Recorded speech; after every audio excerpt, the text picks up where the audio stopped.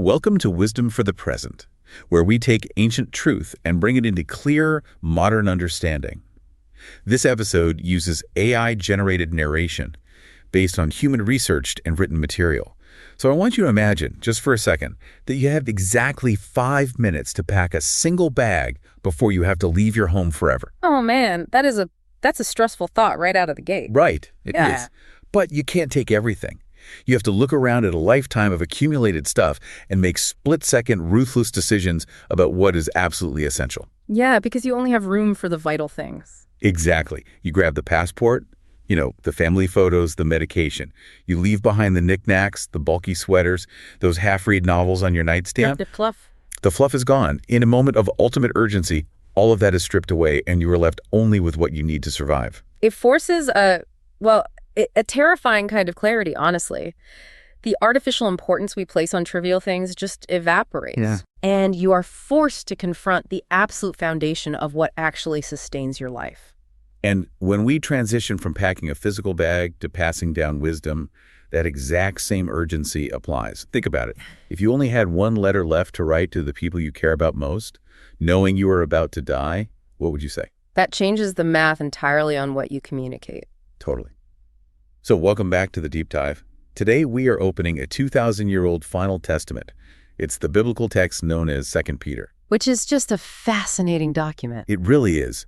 We are diving into the World English Bible text alongside the classic, really highly detailed commentaries of Albert Barnes and Matthew Henry. Both heavy hitters in the commentary space. For sure. And our mission today is to act as thoughtful guides, extracting the practical wisdom, the moral insight, and the philosophical weight from this ancient work, specifically for you, the modern listener. To really grasp the gravity of this document, we kind of have to situate ourselves in that packing the bag scenario you just mentioned. Right, set the stage for us. So the author, who identifies himself as Simon Peter, is writing this with the explicit knowledge that his own death is imminent. Like he knows the clock is ticking. Exactly. This is not some theoretical, theological treatise written from a comfortable academic armchair. This is a man looking down the barrel of his own mortality. Historically speaking, we are talking about Rome, likely right around the time of Emperor Nero in the mid-60s AD. Which is an incredibly dangerous time to be a leader of this movement. I mean, fatal, really. Yeah, fatal is the right word. Peter is aiming to ground his readers in enduring truth while simultaneously sounding the alarm about a massive wave of deception that he sees coming over the horizon. He literally writes that let me quote it. He says, "The putting off of my tent comes swiftly." Putting off of his tent. Yeah. He wants to write these things down so they can be remembered after his, quote, departure. I want to hang out on that phrase for a second. Putting off of my tent. It's such an evocative way to talk about dying. It really is, especially when you unpack the Greek and the historical context there. The Greek word is skenoma. Skenoma. Right. And Matthew Henry's commentary spends considerable time on this specific imagery, pointing out that the physical body is being described here not as a fortress. Not a castle. Right. Not a permanent dwelling, but as a mean, movable, temporary structure. I mean, think about the mechanics of a tent in the ancient Near East. It's not a modern pop-up tent. No, it's made of animal skins or heavy canvas. Right, and its stakes are driven lightly into the dirt. They can be pulled up in a moment. Its cords can be snapped by a really strong wind. Exactly. You don't lay a concrete foundation for a tent, Yeah. You use it for a journey, a temporary season, and then you pack it away. It's inherently fragile. Fragile and transient. And Peter knows his tent is about to be taken down. He mentions that his Lord has made this clear to him. So he isn't guessing.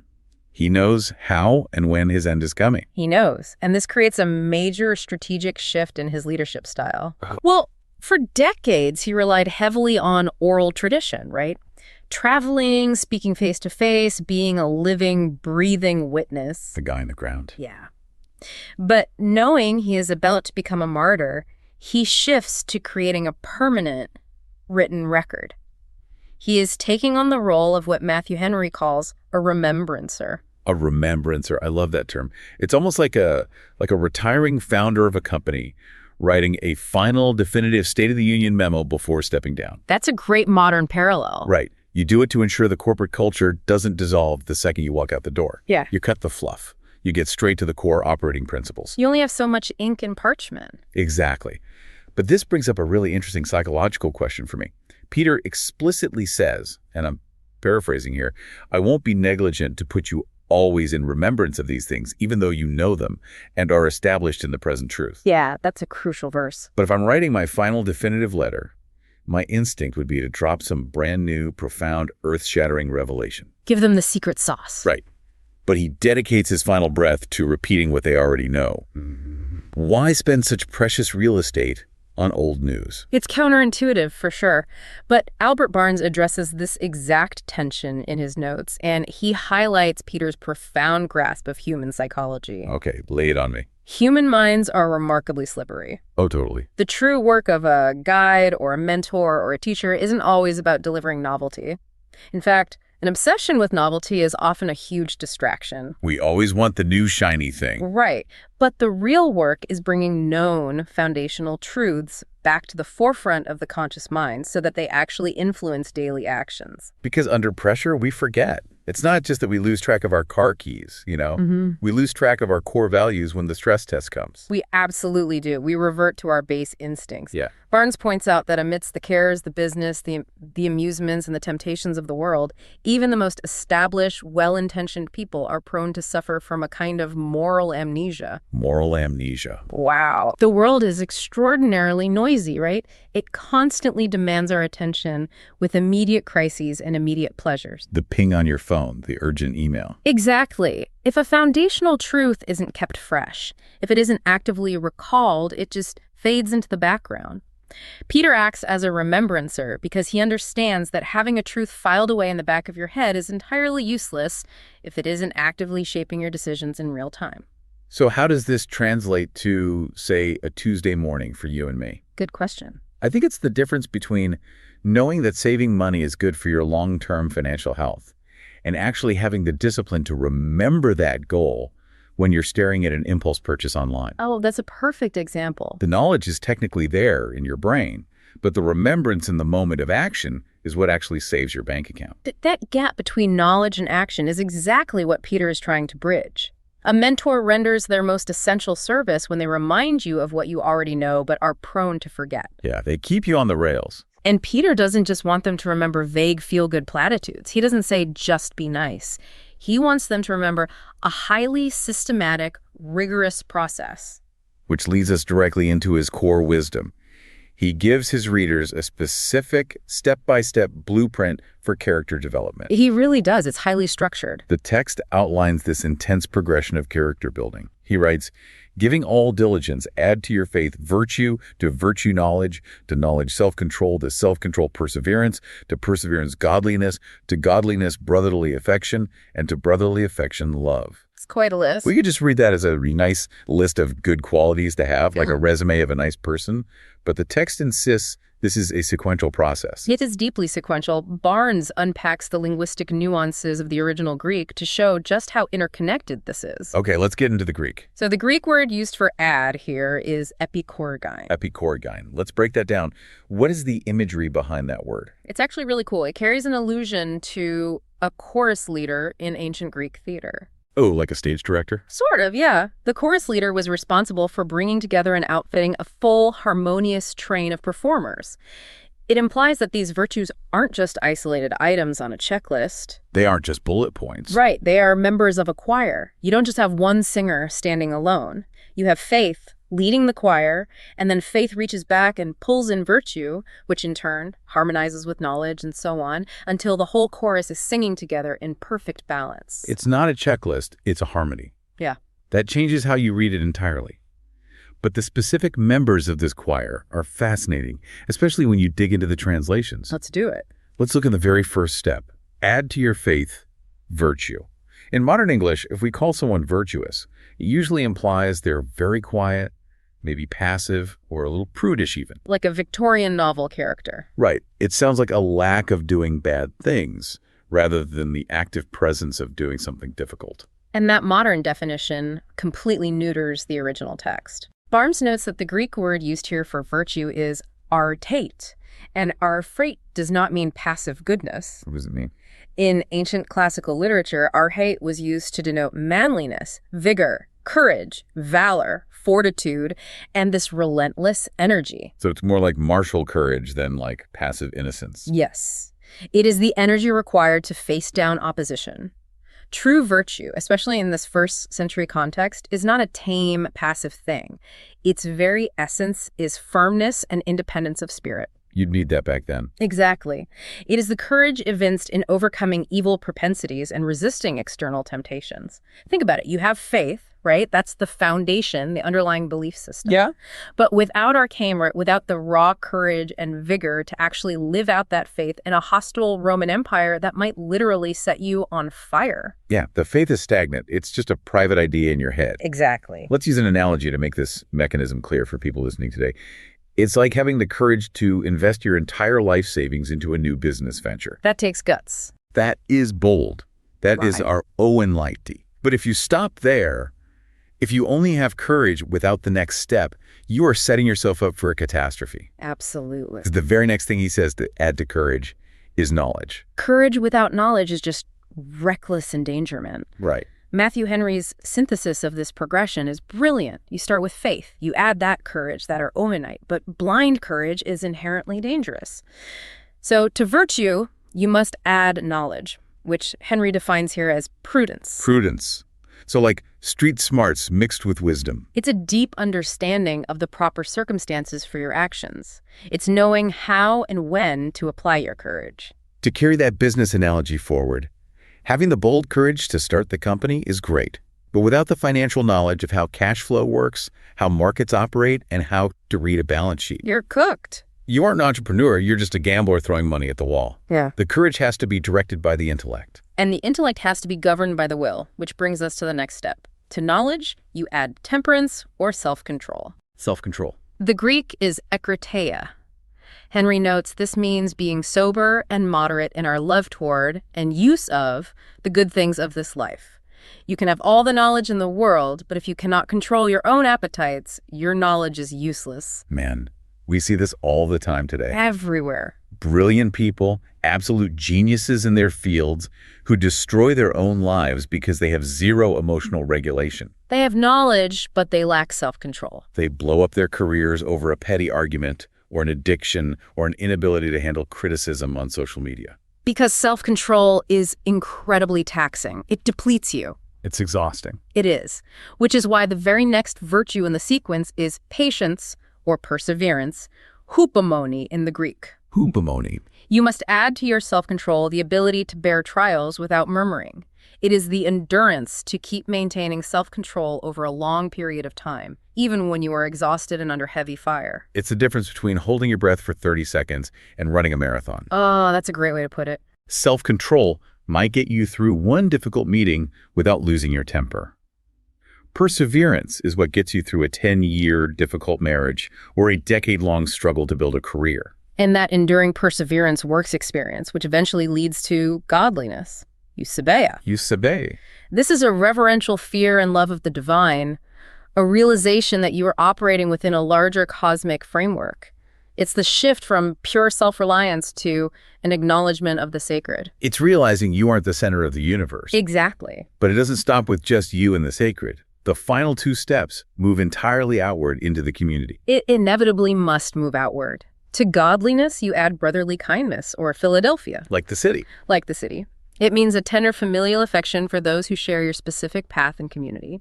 And finally, the capstone of the entire chorus to brotherly affection, you add charity, or agape. Agape. This is universal love, an overarching goodwill toward all mankind, even those outside your immediate circle. When you lay it all out like that, it functions exactly like cross-training in fitness. How so? Well, you can't just be a runner and expect to have a perfectly resilient body. If you only build one virtue, you eventually get injured because your other muscle groups are weak. Your knees give out. Right. You Yeah. have to lift weights for strength. You have to stretch for flexibility. You have to do core work for stability. If you are naturally very courageous, but you lack brotherly affection, you aren't a leader. You're just a bulldozer. That cross-training analogy perfectly captures the tension here. We all gravitate toward the virtue that requires the least resistance from our natural temperament. Oh, 100%. The intellectual will read 10 books on theology or philosophy, building massive amounts of knowledge, but they'll completely ignore the grueling work of self-control. Yeah. And the naturally empathetic person will excel at brotherly kindness, but entirely lack the courage, the arete, to confront someone who is acting destructively. Which brings up a really critical point for reflection for you listening right now. Where is your character's weak muscle group? That's the diagnostic question. Look at the sequence again. Faith, courage, knowledge, self-control, perseverance, godliness, brotherly kindness, universal love. Where is the gap in your chorus? Because Peter issues a stark warning about what happens if we fail to cultivate this exact sequence. The consequences are severe. Matthew Henry points out that lacking these qualities makes a person, quote, blind, seeing only what is near. Spiritual short-sightedness. Myopia. Literally myopia. The Greek word used is muopazon, from which we get the English word myopia. No way, really? Yeah. The person who neglects this cross-training becomes completely obsessed with the immediate sensory present. They dote upon the present world and lose all cognitive ability to discern the eternal trajectory. They can only process what is directly in front of their face. Right. What they can consume, purchase, or experience in the next 5 minutes. It's the psychological equivalent of staring at your smartphone screen for so many hours that the muscles in your eyes literally lose the ability to focus on the horizon. Oh, I've had that happen. Right. You step outside, look at a mountain in the distance, and it's just a blur because your eyes are locked into a 6-inch focal depth. Peter is saying that without this specific, rigorous character development, your soul becomes myopic. You forget that you were cleansed from old sins. You lose the narrative arc of your own life. You become trapped in an eternal present, reacting to immediate stimuli without any anchoring principles. Just bouncing around. But Peter knows that prescribing this rigorous, difficult path of character development requires immense authority. People don't subject themselves to this kind of psychological cross-training just for fun. No, it's painful. They need to know the blueprint is real. They need to know it's not just a nice philosophy he dreamed up on a Tuesday. Which means he has to defend his epistemological foundation. How do we know what we know? He insists this isn't based on, quote, cunningly devised fables. He's drawing a line in the sand. To prove his point, he pivots to his own first-hand sensory experience and then immediately pairs it with something even stronger. Right, he anticipates the skepticism of his audience. Yeah. He is defending the absolute urgency of his message by saying effectively, I am not passing on clever myths or sophisticated philosophical allegories. I was physically there. Yeah. He references his experience on what he calls the Holy Mountain. For some historical and biblical context here, this is a direct reference to the transfiguration of Jesus.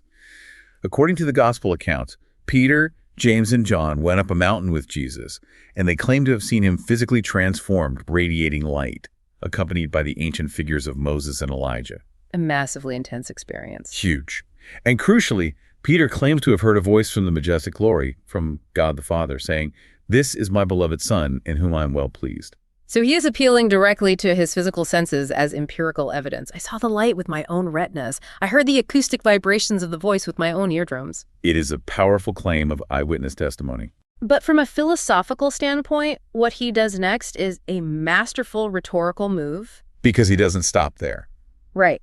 He doesn't rest his entire argument on that subjective mountain experience.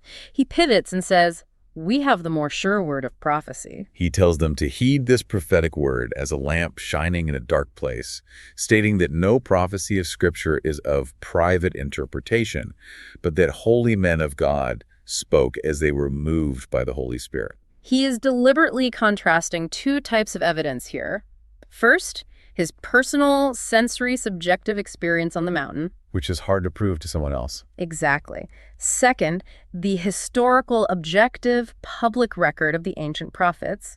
And fascinatingly, he calls the ancient written text the more sure word. This is deeply challenging to the modern worldview. Very much so. Because today, our culture is completely obsessed with subjective personal truth. My truth. Right. You go online, and thousands of people are claiming they had a private vision, or the universe spoke to them, or they manifested a reality through their personal vibration. It's everywhere. The ultimate trump card in a modern argument is often, well, this is my truth based on my lived experience, and you aren't allowed to question it. You can't argue with it. So how does Peter's ancient framework hold up against this modern elevation of the subjective? Why should anyone care what he claims to have heard on a mountain? Well, Peter understands the inherent fragility of subjective experience. Our senses can be deceived. It can hallucinate. We can misremember. Memories are reconstructive. They're not exact recordings. That's why he doesn't rely solely on his mountain experience, even though it was the most profound moment of his life. It's just not enough on its own. Subjective experiences can always be questioned, faked, or dismissed by a skeptic. That's exactly why he elevates the prophetic word as more sure. The prophetic word is a historical continuum. It is a public, verifiable record that has been tested across centuries. So he's essentially saying, don't just take my word for my wild supernatural experience. Look at the ancient texts that predicted this exact reality centuries before it happened. Precisely. And this is where the phrase private interpretation becomes crucial. This phrase is heavily debated by scholars, but both Matthew Henry and Albert Barnes provide vital clarity here. What's their take? The Greek phrase suggests that prophecy did not come from the prophet's own private untying or unloosing of a mystery. Meaning they didn't just sit down, look at the geopolitical situation, and write an op-ed based on their own personal opinions. Exactly. Barnes notes that the prophecy did not come by the will of man. It wasn't human invention, human deduction, or an educated guess. It was bigger than them. The claim is that they were instruments moved or carried along by the Holy Spirit. The truth Peter is pointing to is anchored in historical continuity and divine origin, not isolated, subjective human feelings. Let's use a modern analogy to land this concept. It's the difference between a random guy on the internet saying, I have a terrible gut feeling the stock market is going to crash tomorrow because I had a nightmare about it, versus a team of highly trained economists showing you a century of rigorous data patterns, historical precedents, and systemic indicators that all point to an inevitable market correction. That's a perfect parallel. Peter's saying, look, I actually saw the crash happen with my own eyes on that mountain, but if you think I'm crazy or hallucinating, don't look at me. Look at the century of data, the unbroken chain of prophets who mapped this entire thing out long before I was born. True revelation, in Peter's view, isn't a private feeling you keep in your heart.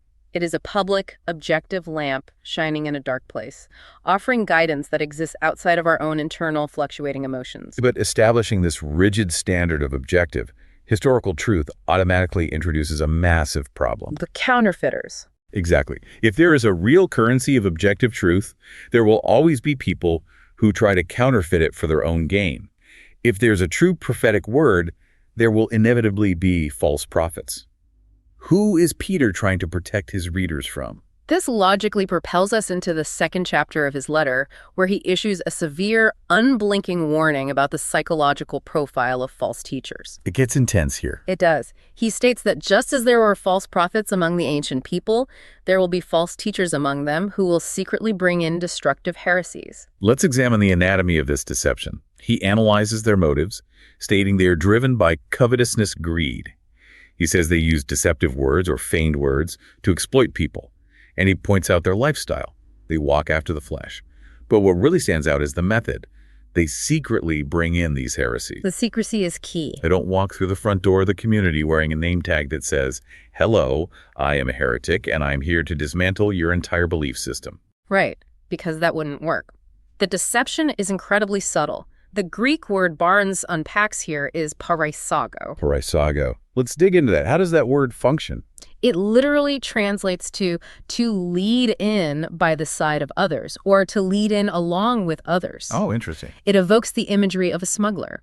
False teachers or grifters rarely announce their destructive errors openly. If they did, they would be immediately rejected. What they do is take an established, accepted, beloved truth, and they silently slip their error in alongside it. They ride the coattails of the truth. Yes. While the mind of the listener is focused on the beautiful, true thing, they introduce a remote doubt, a subtle shift in definitions, or a slight relaxation of a principle. Just a slight tweak. Over time, that smuggled error germinates and saps the very foundation of the belief. They mix a single drop of poison into an entire barrel of excellent wine. This psychological profile is hauntingly relevant right now. It's timeless. The ancient false teacher is the exact prototype for the modern toxic internet influencer, the fake wellness guru, or the financial grifter. Peter says they use great swelling words of vanity. Which is the first century equivalent of clickbait. It's ancient clickbait. They use these massive, empty promises exaggerated claims of secret knowledge, ultimate wealth, total health, to monetize their audience. They're selling a fantasy. The text literally says they use these feigned words to make merchandise out of their followers. You are not a student to them. You are an incredibly lucrative demographic. You are a product to be harvested. But this raises a painful question. If their words are empty and their motives are greedy, why do so many people fall for it? Why does it work? Why does Peter note that many will follow their pernicious ways? Matthew Henry provides some profound wisdom with discernment here. He notes that erroneous teachers are overwhelmingly successful because they appeal directly to sensual pleasure. They offer the path of least resistance. Precisely. Think back to the rigorous cross-training blueprint in Chapter 1. Acquire virtues. Right. The Faithful Guide tells you that growth requires courage, ekritia, self-control, and hupomone, patient endurance. That sounds like hard, exhausting work. It is. The false teacher comes along and says, actually, you don't need any of that. You are perfect just the way you are. Indulge your desires. Do what feels good. The old rules don't apply to you because you are enlightened. That is an incredibly seductive pitch because it requires zero effort and flatters our most base, narcissistic instincts. It tells you what you want to hear. To illustrate the terrifying endgame of this mindset, the text compares these grifters to a specific historical figure, Balaam, the son of Beor. A classic cautionary tale. Peter writes that they have forsaken the right way and gone astray, following the way of Balaam who loved the wages of wrongdoing. For the listener who might not be familiar with the Old Testament narratives, let's summarize the story of Balaam. Who is this guy? And psychologically, what is Peter trying to say about greed by using him as the ultimate example? The story of Balaam, found in the book of Numbers, is one of the most bizarre and psychologically revealing narratives in ancient literature. It's a wild story. Balaam was a man who apparently possessed actual spiritual insight. He wasn't a total fraud initially. He had a genuine gift. But a foreign king, Balak, hired him to curse the Israelites, offering him massive amounts of money, prestige, and political power. So he was essentially offered a massive corporate buyout to use his gift for destructive purposes. Yes, and Balaam knew, unequivocally, that God did not want him to curse these people. He knew the rules. But he wanted the wealth and the status so badly. He was so consumed by the wages of unrighteousness that he kept trying to find a theological loophole. Justifying it. He kept asking God, are you sure I can't go? What if I just say this? He compromised his integrity inch by inch. The biblical account culminates in a surreal moment where Balaam is riding his donkey to go meet the king, and an angel blocks the path. Invisible to Balaam, right? Right. Balaam, blinded by his own ambition, can't see the danger, but the donkey sees the angel and refuses to move. Balaam starts viciously beating the animal. And then the text says, God opened the mouth of the donkey, and the dumb animal spoke with a human voice to rebuke the madness of the prophet. It sounds like a fable, but the psychological insight we can extract from this is chilling. The inordinate love of wealth and status acts as a cognitive solvent. A cognitive solvent, wow. It melts your brain. It turns even supposedly wise, gifted, or spiritually attuned leaders into madmen. They become so profoundly blinded by their own greed and ambition that they lose all connection to reality. They literally can't see what's in front of them. Peter is saying that a common pack animal has more moral sense, more situational awareness than a brilliant leader who has sold his soul for a paycheck. It's the brilliant CEO who has an incredible vision for a company, but becomes so obsessed with his quarterly bonus that he starts quietly cooking the books. Happens all the time. The greed literally blinds the intellect. He can't see the disaster he is riding toward. Even when his own entry-level employees, the metaphorical donkeys in the corporate hierarchy, are desperately trying to warn him that the math doesn't add up. The greed blinds the intellect entirely. And these false teachers, these ancient and modern grifters, use a very specific bait to trap their followers into this same blindness. A bait that sounds incredibly appealing, perhaps the most appealing word in the human language. Liberty. They promise absolute liberty. Which brings us to a profound philosophical paradox. Peter writes in chapter 2, verse 19, while they promise them liberty, they themselves are bondservants of corruption. For a man is brought into bondage by whoever overcomes him. That's a heavy verse. Modern Western culture essentially equates freedom with an absolute lack of restraint. Freedom means doing whatever feels right in the moment, throwing off all rules, all traditions, all external expectations. Peter's definition of freedom here is violently countercultural. He is saying that the people promising you a life with no rules are actually slaves. We have to explore the immense philosophical weight of that statement. Peter is tapping into a concept that was also deeply understood by ancient Stoic philosophers, actually. Oh, really? Yeah. The paradox of liberty is that true freedom isn't the ability to indulge every base desire without consequence. Rather, as the text argues, indulging base desires without restraint makes you a slave to those desires. If you are overcome by your lust for money, you are not a free, wealthy man. You are a slave to your bank account. Yes. If you are overcome by your need for validation, you are a slave to the opinions of strangers on the internet. Exactly. You are taking orders from your appetites. Matthew Henry notes that these false teachers who boast so loudly about their enlightenment and their freedom from traditional morality are actually the vilest slaves, because their own internal lusts have achieved a complete victory over them. They think they are the masters of the universe because no human is telling them what to do. But they are helplessly chained to their own dopamine receptors. To drive this point home, Peter uses some of the most aggressive, visceral imagery in the entire New Testament. He doesn't use polite philosophical terms. No, he goes for the gut. He quotes ancient proverbs, comparing these people to a dog returning to its own vomit and a washed sow returning to wallow in the mud. Why is his imagery so aggressive here? It feels almost intended to provoke disgust. It is entirely intended to provoke disgust. The visceral, uncomfortable imagery is a rhetorical shock tactic meant to highlight the utter tragedy of relapse. Relapse. The text explicitly says that if someone escapes the pollutions of the world through the knowledge of the Lord and then gets entangled in them again and overcome, the latter end is worse with them than the beginning. That's terrifying. It would have been better for them to never have known the way of righteousness than to know it and turn their backs on it. That makes perfect sense if you understand the neuroscience and psychology of addiction. How so? Well, a reformed addict who returns to their vice often falls much deeper and much harder into the trap than they were initially. The physiological tolerance is higher, requiring more extreme behavior to get the same high. Right. But more importantly, the psychological shame is deeper. The self-deception required to justify the relapse creates a much tighter psychological trap. Henry points out that apostasy, knowing the way of righteousness and deliberately turning back to corruption, is a terrifying state. The snare is drawn tighter. The dog and the vomit. The aggressive imagery of the vomit and the mud is Peter violently shaking his reader by the shoulders. He is trying to break through the fog of their temptation, saying, do not romanticize your old life. Do not look back at your old habits as freedom. It is a trap. It is not liberty. It is slavery of the worst kind. Let's apply this directly to you listening. Evaluate the freedoms you are pursuing right now. Are they actually liberating you to be a better, more virtuous, more patient, more courageous person? Or are you slowly, silently becoming a servant to your own unchecked appetites? That's the real test of freedom. Does your endless scrolling on your phone make you free to access world information? Or are you a bondservant to the algorithm? Does your pursuit of career success give you options? Or is it a master that dictates every waking hour of your life and destroys your relationships? Are you the master of your habits, or are you the bondservant? It is a harsh, necessary mirror to look into. It really is.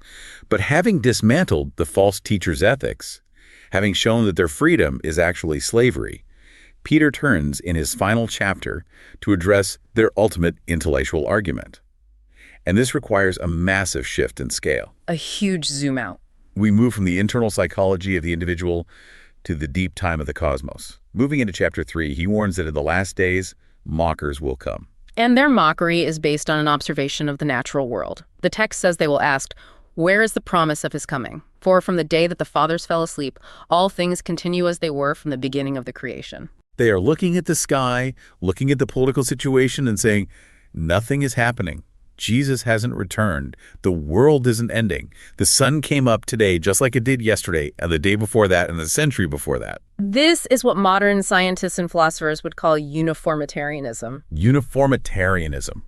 Big word. It basically means the scoffers argue that because the laws of nature appear uniform and unbroken, and because divine judgment hasn't violently interrupted human history yet, it never will happen. They assume the future will simply be an unbroken, infinite continuation of the present state of affairs. Let's put an analogy to this mindset to show its logical flaw. It is exactly like a mayfly. Okay, a mayfly. A mayfly is an insect that only lives for a single day. Right, 24 hours. Imagine a mayfly born on a warm July morning, confidently declaring to the other bugs that winter is a ridiculous myth, a fairy tale made up to scare young larvae. Why? Because the mayfly has never seen snow in its entire 24-hour lifespan. It has no context for snow. Its ancestors, who died yesterday, never saw snow. The mayfly's perspective is entirely accurate to its own tiny slice of experience, but it is hopelessly, fatally inadequate to understand the massive, slow turning of the seasons. The mayfly analogy perfectly captures Peter's counterargument. He attacks the scoffers' premise on two fronts. First, he points out their historical amnesia. What are they forgetting? He says they willfully forget the historical reality of the flood in the days of Noah. The world has experienced cataclysmic, systemic change before. The old world was destroyed by water. The uniformity they rely on is an illusion based on a short memory. So they're ignoring the data that doesn't fit their model. Exactly. But his second counterargument introduces one of the most profound theological concepts in the text, the relativity of divine time. He writes, "But don't forget this one thing, beloved, that one day is with the Lord as 1,000 years, and 1,000 years is one day." Albert Barnes connects this specific concept to ancient rabbinical writings and heavily to Psalm 90, which states, "For 1,000 years in thy sight are but as yesterday when it is past, and as a watch in the night." So time is relative, The fundamental error of the scoffers is anthropomorphism. meaning they project human traits onto God. They assume God experiences time exactly as human beings do. Human beings have an incredibly short lifespan. If we don't accomplish our plans quickly, within a few decades, we die and our plans fail. We are driven by the ticking clock of our own mortality. But an eternal being doesn't have a ticking clock. He has an infinite canvas. God has infinite ages in which to execute his purposes. What humans perceive as a delay, or what the text calls slackness, is a massive misinterpretation of the data. They think he's just slow. The delay isn't impotence. The delay isn't a sign that God has forgotten his promise. The delay is actually divine patience. The text says he is long-suffering toward us, not willing that any should perish, but that all should come to repentance. So the scoffers mistake mercy for absence. They think because the hammer hasn't fallen, there is no hammer. But God is just operating on a timeline so vast that a human millennium, 1,000 years of rising and falling empires, is just a blip, a single day in the divine calendar. He is leaving the door open as long as possible. But that door will not stay open forever. This understanding of divine timing, this vast cosmological perspective, leads directly to the ultimate conclusion of Peter's letter. The end of the delay. Because God's timeline, while vast and patient, is not infinite in its current corrupted state. The delay will eventually end. And here's where the text introduces some incredibly heavy apocalyptic imagery. Peter writes that the day of the Lord will come as a thief in the night, unexpectedly, violently interrupting the perceived uniformity of history. A total shock to the system. And when it does, the heavens will pass away with a great noise, the elements will melt with fervent heat, and the earth and its works will be burned up. Believers, he says, are to look for new heavens and a new earth in which righteousness dwells. The language is intense, and for centuries, commentators have wrestled with how literal to take the astrophysics of this description. Yeah, elements melting with fervent heat. That sounds like a nuclear blast. Albert Barnes offers some fascinating historical context on the physics and theology of this event. Many people read elements melting and assume it means the total annihilation of the universe. That God is simply going to delete physical matter out of existence. Right, and we will all just float as disembodied spirits in a blank void. But Barnes pushes back against that. He references the work of Thomas Dick, a 19th century Scottish minister and science writer. Thomas Dick wrote a famous book called Celestial Scenery, right? He was trying to reconcile emerging astronomical discoveries with ancient biblical texts. Yes. Dick argued, and Barnes agrees, that this fire doesn't necessarily dictate the annihilation of matter. Look at the basic laws of chemistry and physics. Fire rarely annihilates anything. It merely changes its form. It breaks down compounds into their base element. Fire is an agent of purification. It burns away the dross from gold. Barnes argues it's much more probable, both scientifically and theologically, that the physical earth, which has been the grand stage of human history, the place where the drama of redemption occurred, won't be utterly swept away into nothingness. It won't just vanish. Instead, it will undergo a profound cosmic transformation and purification. It will be refined by fire to become the new heavens and new earth. The stage is reset. cleansed of corruption, not destroyed. It is incredibly easy to get lost in the sci-fi, apocalyptic imagery here. We could spend hours debating the exact astrophysics of how atomic elements might melt with fervent heat. We really could. But let's exercise some wisdom with discernment. What is Peter's actual point in telling us this? Why is he ending his final essential time capsule letter, written just before his own execution, with a grand description of the universe catching on fire? He is not trying to give them an abstract lesson in astrophysics. He is giving them a concrete, urgent, ethical mandate. Barnes points directly to verse 11, which serves as the thesis statement for the entire chapter, if not the whole letter. Seeing then that all these things shall be dissolved, what manner of persons ought you to be in all holy living and godliness? What manner of persons ought you to be? That is the hinge on which everything turns. The entire cosmological vision is meant to drive daily ethics. Think about the logic. If you firmly believe that the material world as it currently exists is temporary, corrupted, and destined for a massive fiery purification, then orienting your entire existence around accumulating material wealth, earthly status, and temporary luxury is fundamentally absurd. It's like meticulously redecorating the interior of a house that is scheduled for demolition tomorrow morning. Yes, perfect analogy. You don't buy expensive new drapes for a condemned building. You don't spend all your energy polishing the brass on a sinking ship. Exactly. Knowing the ultimate end of the story should radically alter how you live in the present chapters. It should lead to holy living. It should make you deeply invested in the eternal choir of virtues we discussed earlier. Faith, courage, self-control, love, because those are the only things that survive the fire. The character survives. Yeah. The stuff doesn't.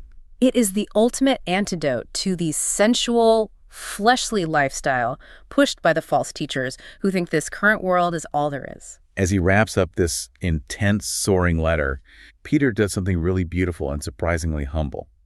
He mentions his beloved brother, Paul. A really touching moment. He notes that Paul has written to them according to the wisdom given to him, but then he admits that Paul's letters contain things hard to understand, which the ignorant and unstable twist to their own destruction, just as they do the other scriptures. Barnes points out that this is an incredible, poignant moment of solidarity between the two greatest early leaders of this movement. Because they didn't always get along. No.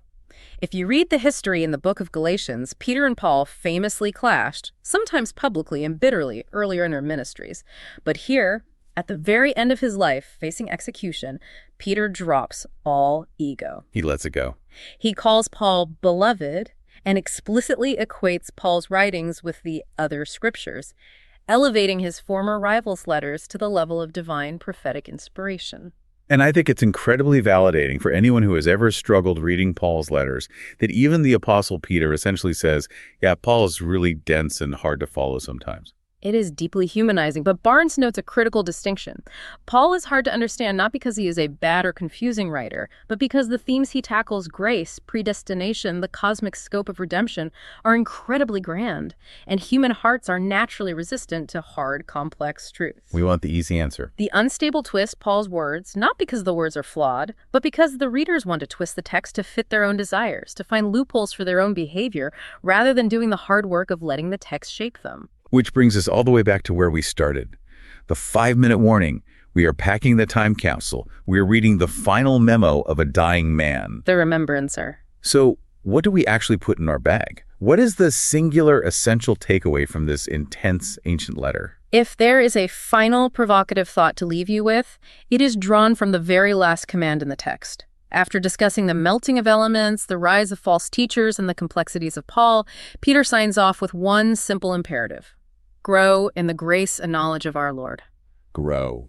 Think about the massive contract he has set up here. If the entire universe itself is headed toward a massive fiery transformation, if the cosmos is destined for a radical remaking into a new heavens and a new earth, then personal stagnation is the ultimate illusion. Wow. If the universe itself is changing, you cannot stay still. You cannot. You are either actively adding to your faith that choir of virtues, rigorously cross-training your character, or you are passively sliding backward into spiritual myopia, returning to the mud and falling into the bondage of your own appetites. There's no cruise control. There is no neutral ground in Peter's worldview. The only way to prepare for a new heavens and a new earth is to constantly allow your own internal character to be made new every single day. You must relentlessly choose growth over comfort. That is the essential item in the time capsule, the commitment to growth. The willingness to pull up the stakes of the temporary tent, ignore the scoffers, see through the grifters, and look toward the eternal horizon. Yeah. It requires building the courage, the knowledge, and the self-control that will actually endure the fire. That's the heart of this section.